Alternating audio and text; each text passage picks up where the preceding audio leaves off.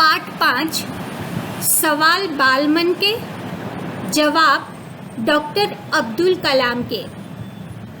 यह चित्र डॉक्टर अब्दुल कलाम का है जो कि हमारे भारत के राष्ट्रपति रह चुके हैं। आज का यह पाठ हम अब्दुल कलाम के जवाबों को सुनते हुए पढ़ेंगे। आप चित्र में देख सकते हैं, ऊपर का जो चित्र है रंगीन, उसमें अब्दुल कलाम और आसपास किताबें लेकर बच्चे खड़े हैं, जिनके साथ बहुत ही प्यार से अब्दुल कलाम उनकी तरफ देख रहे हैं। और नीचे का जो चित्र है, जिसमें अब्दुल कलाम को एक बच्चा माइक पकड़ के प्रश्न पूछ रहा है और अब्दुल कलाम उसका प्यार से जवाब दे रहे हैं। तो इसी पर आधारित है हमारा ये 5वां पाठ। सवाल पूछे हैं बच्चों ने। बाल मन के जो सवाल थे, बालकों के मन में जो सवाल उठे थे, वह उन्होंने पूछे और जवाब दिए हमारे राष्ट्रपति रह चुके अब्दुल कलाम ने, जो कि एक वैज्ञानिक भी थे, जिनके नाम के आगे डॉक्टर लिखा जाता है, इसीलिए वे डॉक्टर अब्दुल कलाम के नाम से जाने माने प्यारे वैज्ञानिक थे। तो आइए इस पाठ को आगे हम समझते हैं।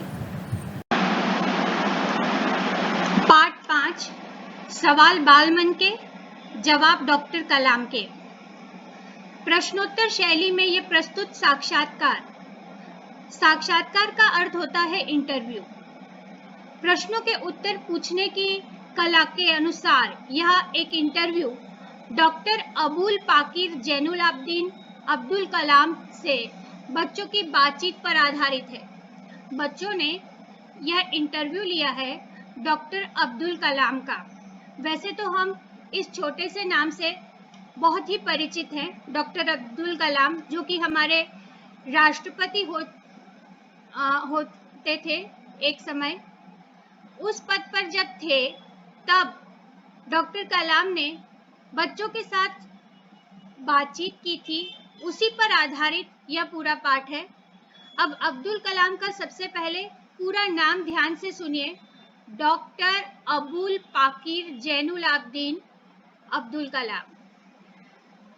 यह बातचीत तब संपन्न हुई, मतलब यह बातचीत तब की गई जब वे हमारे राष्ट्रपति पद पर आसीन थे, हमारे देश के राष्ट्रपति थे। वे बच्चों की जिज्ञासाओं का, मतलब उनकी उत्सुकताओं का तुरंत उत्तर देने के लिए सदैव मतलब हमेशा तत्पर रहते थे, इच्छुक रहते थे।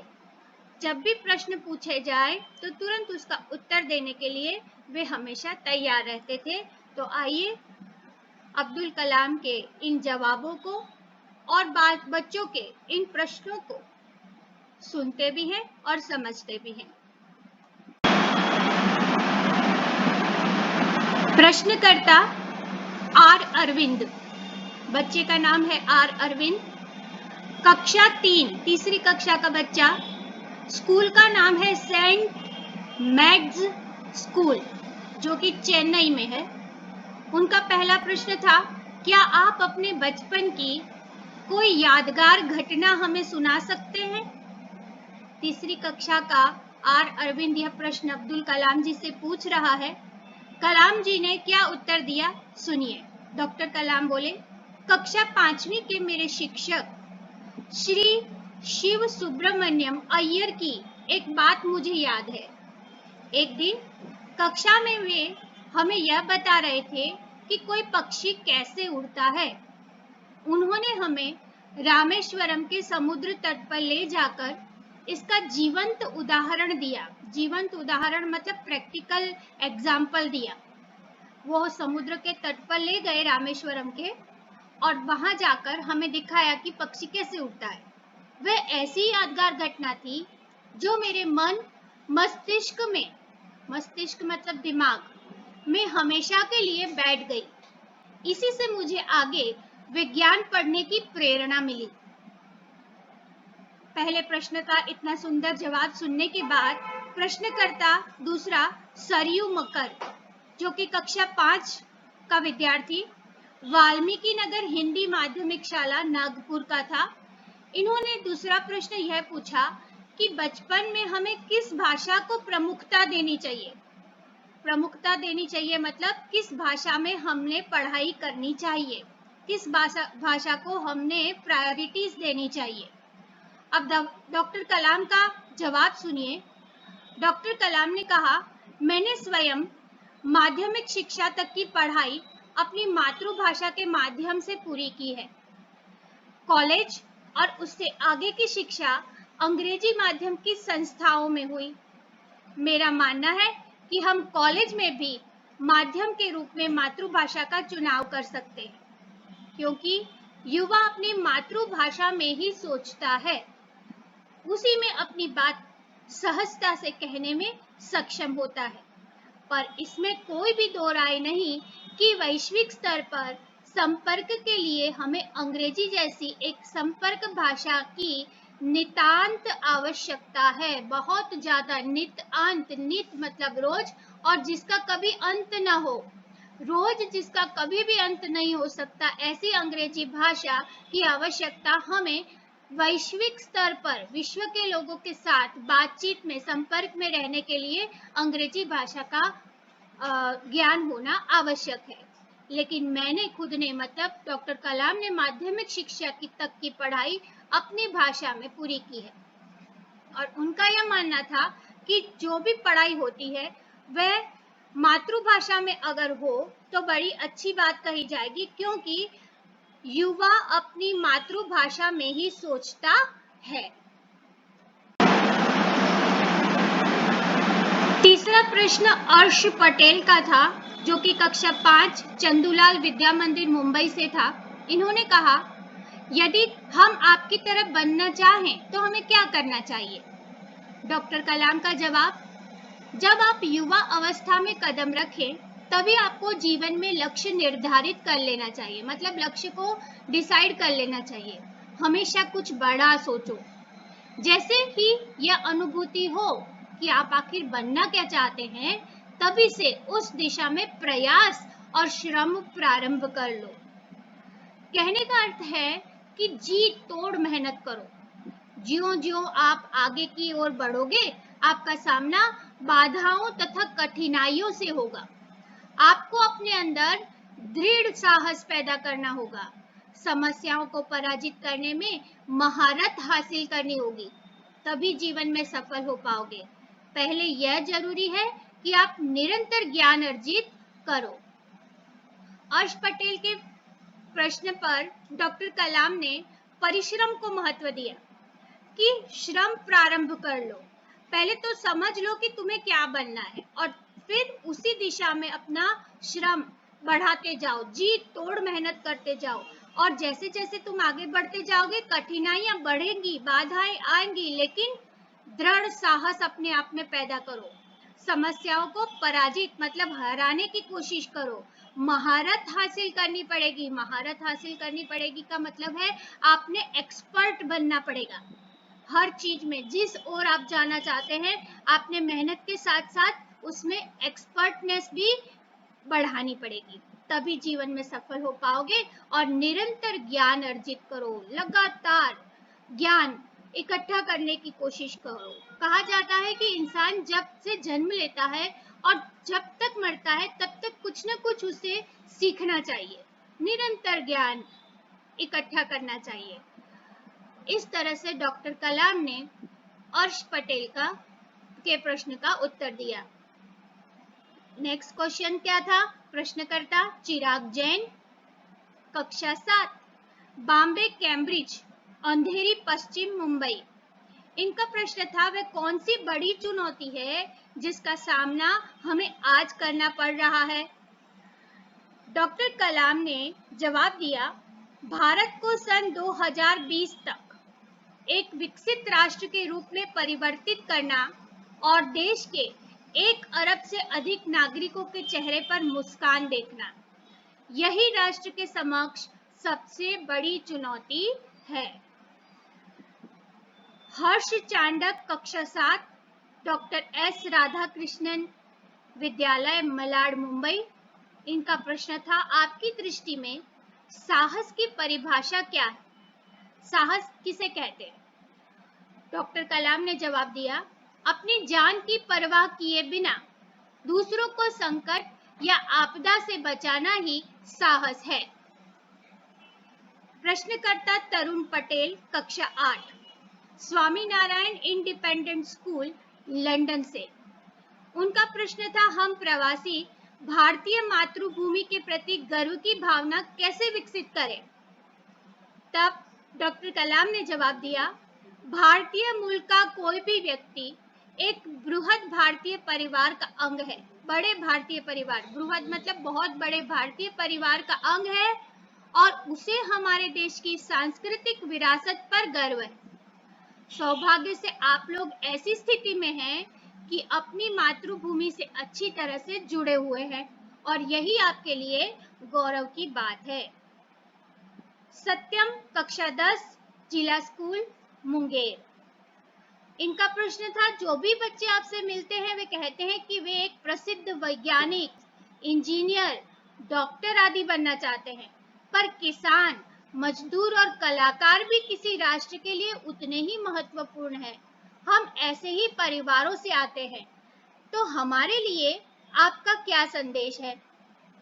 डॉक्टर कलाम का जवाब था, किसान, मजदूर, कलाकार और दस्तकार ये सभी हमारे राष्ट्र के विभिन्न अंग हैं। राष्ट्र निर्माण में हमें उन सभी सेवाओं को भी समान रूप से दरकार है। आप सभी को चाहिए कि अपने अपने क्षेत्र में खूब उन्नति करें। उन्नति करें मतलब प्रगति करें। आपने जो भी क्षेत्र सेवा के लिए चुना है उसमें उन्नति कीजिए। अब रोहित चतुर्वेदी, कक्षा 11, इस्लामिया इंटर कॉलेज, इटावा। इनका प्रश्न था, आप कहते हैं कि भारत 2020 तक विकसित राष्ट्र बन जाएगा, पर निरंतर बढ़ती जनसंख्या और बेरोजगारी इसे संभव होने देगी? यह प्रश्न सुनते ही डॉक्टर कलाम ने जवाब दिया, विकास स्वयं जनसंख्या वृद्धि को रोकने की अचूक औषधि है। विकास करना वो जनसंख्या रोकने की औषधि है। इसमें जन शिक्षा, विशेषकर स्त्री शिक्षा की बात भी सम्मिलित है। इससे छोटा परिवार, सुखी परिवार की मान्यता को बल मिलता है। भारत 2020 का मिशन यहाँ के युवाओं को रोजगार के पर्याप्त अवसर सुलभ कराएगा। ग्रामीण क्षेत्रों में बड़ी संख्या में उद्योग धंधे स्थापित किए जाएंगे, जिससे उन क्षेत्र में रोजगार के प्रचुर मतलब बहुत ज्यादा अवसर पैदा होंगे। अगला प्रश्न 12वीं कक्षा के अर्श मेहता का था। तेजस हाई स्कूल बड़ौदा का जो विद्यार्थी था, उन्होंने पूछा, आपको ऐसा क्यों लगता है कि 2020 तक भारत विकसित राष्ट्र बन जाएगा? डॉक्टर कलाम का जवाब था, भारत की जनसंख्या 1 अरब से अधिक है। इसमें 54 करोड़ लोग 25 वर्ष से कम आयु के हैं। ये हमारी राष्ट्रीय शक्ति है। भारत को 2020 तक विकसित राष्ट्र में परिवर्तित करने के लिए हमारे पास प्रचुर प्राकृतिक संसाधनों के साथ ही सुनियोजित खाका भी उपलब्ध है। 54 करोड़ युवाओं के विचारों की एकता निश्चय ही इसे विकसित राष्ट्र के में परिवर्तित करने में सफल होगी, ऐसा उन्होंने कहा। अब 12वीं ही कक्षा के बेंगलुरु के विद्यार्थी एस कार्तिक, जो कि अमर ज्योति इंग्लिश स्कूल के थे, इस छात्र ने पूछा, कई छात्रों के बड़े बड़े लक्ष्य होते हैं, पर आर्थिक तथा अन्य समस्याओं के कारण वे इन्हें प्राप्त नहीं कर पाते। वे अपना लक्ष्य आखिर कैसे प्राप्त करें? डॉक्टर कलाम ने जवाब दिया, स्कूल में पढ़ाई में अच्छा प्रदर्शन करने पर छात्रवृत्ति प्राप्त होगी, स्कॉलरशिप। साथ ही उच्च शिक्षा के लिए बैंकों से ऋण लेने हेतु पात्रता भी बनेगी। जीवन में ऊंचा लक्ष्य निर्धारित करने पर बाधाएं तो आती ही हैं। हमें कठोर परिश्रम और उत्कृष्ट कार्यों में से इन्हें पराजित करना होगा। विघ्न बाधाओं से व्यक्ति को पराजित नहीं होना चाहिए। बाद में अमृतापुरी AICT स्कूल जिसके बी लेवल के द्वितीय वर्ष के मिथुन के ने प्रश्न पूछा, भारत को विकसित राष्ट्र बनाने में राजनीतिज्ञ की क्या भूमिका होनी चाहिए? डॉक्टर कलाम का जवाब था, जिम्मेदार राजनीतिज्ञ दूरदर्शितापूर्ण नीतियां बनाता है। दूरदर्शितापूर्ण मतलब भविष्य में काम आने वाली, खूब काम आने वाली नीतियां बनाता है। महात्मा गांधी ने निष्ठा के राजनीतिक सिद्धांत को सत्य, अहिंसा तथा निस्वार्थ भावना में ढालते हुए ब्रिटिश शासकों के विरुद्ध अपनी लड़ाई छेड़ी। वर्तमान राजनीतिज्ञों को अपने कठिन परिश्रम, उत्कृष्टता और पारदर्शी कार्यों से मार्गदर्शन देना होगा। साथ ही गरीबी रेखा से नीचे रह रहे लगभग 26 करोड़ भारतीयों के उत्थान के लिए भी कार्य करना होगा। तो इस तरह से विकसित राज्य बनाने के लिए राजनीतिज्ञों ने भूमिका लेनी चाहिए। इसके बाद वाला प्रश्न, सी नंदिता सुबी जो कि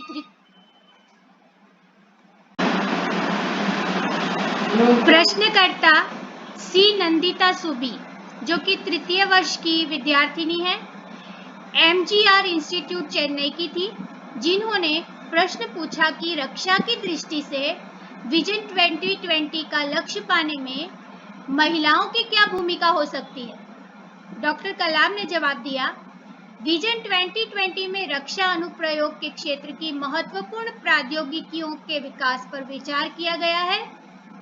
राष्ट्रीय सुरक्षा की बात भी विजन 2020 का एक अभिन्न अंग है। सशस्त्र सेनाओं में नियुक्ति के लिए पुरुष और महिला के आधार पर कोई भेदभाव नहीं किया जाता। तीनों सेनाओं में पर्याप्त महिला अधिकारी नियुक्त हैं। राष्ट्रीय रक्षा क्षमताओं में वृद्धि के लिए महिलाएं उच्च स्तरीय सामरिक सेना बहुगुणक उपकरणों पर कार्य करके भी अपना सहयोग दे सकती हैं। कहने का भाव यह था कि हमारी सेना में उपयुक्त मात्रा में पुरुष भी हैं और स्त्री भी हैं, कोई भेदभाव नहीं है। तीनों सेना, जल, थल, वायु, तीनों सेनाओं में पर्याप्त मात्रा में, मतलब जरूरत है उतनी मात्रा में महिला अधिकारी नियुक्त हैं।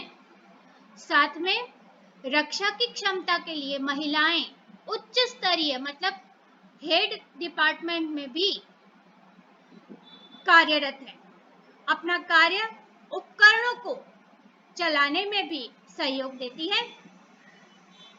दूसरा प्रश्नकर्ता का था, जोधपुर दौरे पर डॉक्टर कलाम से एक बच्चे द्वारा पूछा गया यह प्रश्न था कि क्या हम अति विशिष्ट व्यक्तियों के दौरे पर हो रहे अनावश्यक खर्चों को कम नहीं कर सकते?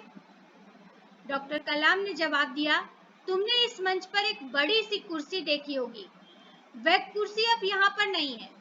ठीक ऐसे ही अनुत्पादक चीजों पर हो रहे अनावश्यक खर्च भविष्य में नहीं होंगे। इस तरह से पूरे साक्षात्कार के सभी प्रश्नों के उत्तर डॉक्टर कलाम ने दिए। तो आइए इसके शब्दार्थ पर ध्यान दें।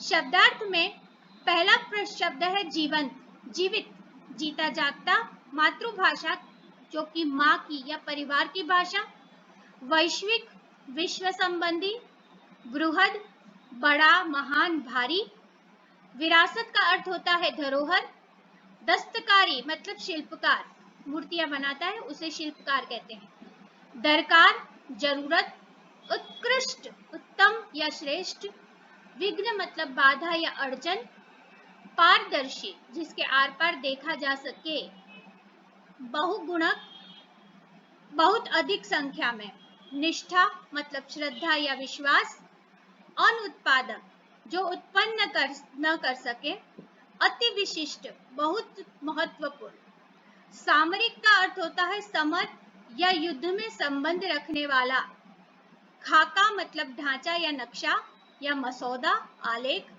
ये सारे समानार्थी हैं। प्रचुर मतलब पर्याप्त मात्रा, पर्याप्त, इनफ जिसको बोलते हैं। तो इस प्रकार ये पाठ समाप्त होता है। तो आइए अब इस पाठ के प्रश्नोत्तर को समझने के बाद इसके अभ्यास पर भी ध्यान देंगे। शब्दों के अर्थ यानी शब्दार्थ। जीवंत, जीवित या जीता जागता। मातृभाषा का अर्थ है माँ या परिवार की भाषा। वैश्विक, विश्व संबंधी। बृहद, बड़ा, महान या भारी। विरासत का अर्थ है धरोहर। अब दस्तकार मतलब शिल्पकार, शिल्प मतलब मूर्ति। दरकार, जरूरत। उत्कृष्ट, उत्तम या श्रेष्ठ। विघ्न मतलब बाधा या अड़चन। पारदर्शी, जिसके आर पार देखा जा सके। ट्रांसपेरेंट बोलते हैं ना, उसको पारदर्शी कहते हैं हिंदी में। बहुगुणक, अधिक संख्या में, बहुत अधिक संख्या में। निष्ठा मतलब श्रद्धा या विश्वास। अनुत्पादक, जो उत्पन्न न करे, उत्पन्न करे उसको उत्पादक बोलते हैं और इसका विरोधी है अनुत्पादक। अति विशिष्ट, बहुत महत्वपूर्ण। सामरिक, सामरिक मतलब समर या युद्ध के साथ संबंध रखने वाला। खाका यानी कि ढांचा या नक्शा या मसौदा या आलेख। प्रचुर मतलब पर्याप्त। इस तरह शब्दों के अर्थ यहाँ समाप्त होते हैं। और नीचे एक चित्र देख रहे हो जिसके सामने दिया है, dream is not that which you see while sleeping. सपना वो नहीं है कि जो आप सोते में देखते हैं। It is something that does not let you sleep. सपना वो है जिसको पूरा करने के लिए आपकी नींद भाग जाए। मतलब आप इतना परिश्रम करो कि उस सपने को आप पूरा कर सको। उस आपको जब तक वह सपना पूरा ना हो जाए अपने आप को सोने ना दो। वही सही तरह से देखा गया सपना है। यह शब्द थे डॉक्टर APJ अब्दुल कलाम। इसी के साथ पाठ यहाँ समाप्त होता है। धन्यवाद।